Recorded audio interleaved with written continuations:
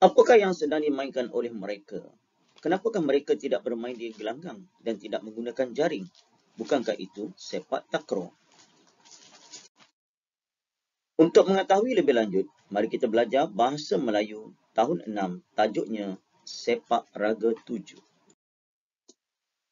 Objektif yang ingin dicapai pada hari ini, cikgu mengharapkan murid dapat menghasilkan cerita dan mempersembahkannya secara kreatif berdasarkan kemahirannya, iaitu kemahiran seni bahasa. Terlebih dahulu, mari kita baca buku teks Bahasa Melayu tahun 6. Tajuknya Sepak Raga 7. Semasa di kampung, Irfan dan ayahnya menghadiri pesta sukan rakyat. Mereka ternampak sekumpulan lelaki bermain bola takraw. Nombor 1, berdasarkan gambar pertama, Irfan hairan mereka tidak menggunakan jaring.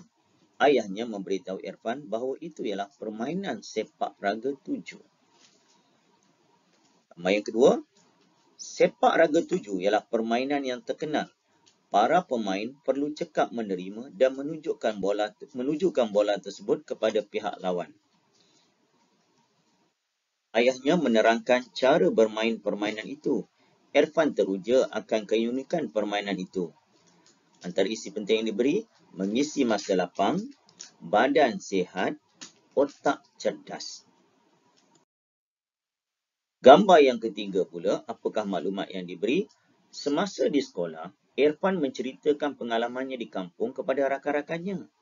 Seterusnya, isi penting yang diberi, pendidikan jasmani, kawasan lapang, besar hati, dan menunjuk cara.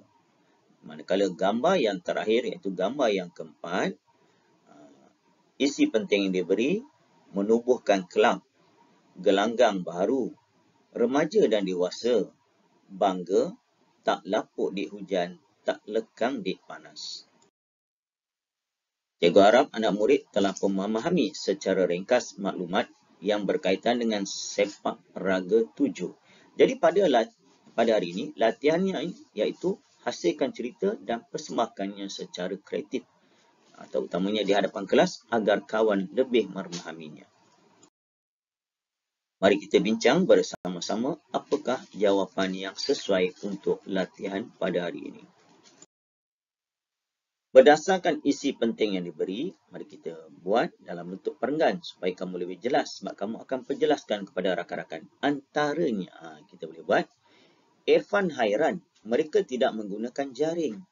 Ayahnya memberitahu Irfan bahawa itu ialah permainan sepak raga 7. Biasa kita dengar sepak takraw, sepak raga bulatan, ini sepak raga 7. Kita tuju kepada pihak lawan. Ayahnya menerangkan cara bermain permainan itu. Irfan teruja. Teruja macam rasa seronok. Irfan teruja akan keunikan permainan itu. Ialah unik. Satu permainan yang baru yang diketahui. Permainan itu dapat mengisi masa lapang. Selain itu, badan kita sihat dan otak kita cerdas. Itu pentingnya bersukan. Kalau kamu duduk di rumah, menonton televisyen, makan saja, akan jadi obesiti. Seterusnya, semasa di sekolah, Irfan menceritakan pengalamannya di kampung kepada kawan-kawan. Cikgu Rozali mengajar Irfan dan kawan-kawannya cara bermain sepak raga 7 semasa pendidikan jasmani. Jadi tentu kawan-kawan yang mengatakan, apa cikgu cara bermain sepak raga 7? Cikgu pun terangkan dan ajar. Cikgu Rozali berbesar hati menunjukkan cara bermain.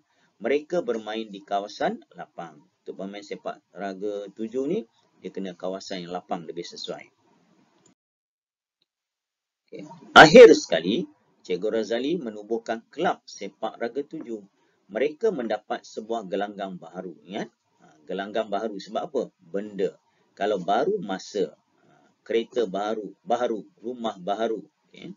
Semua remaja dan dewasa boleh bermain. Irfan berasa bangga dapat bermain permainan tradisional ini.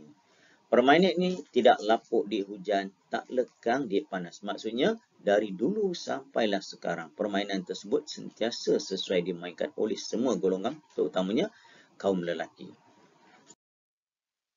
Sebagai rumusannya, berkaitan dengan tajuk yang kita pelajari, iaitu sepak raga 7.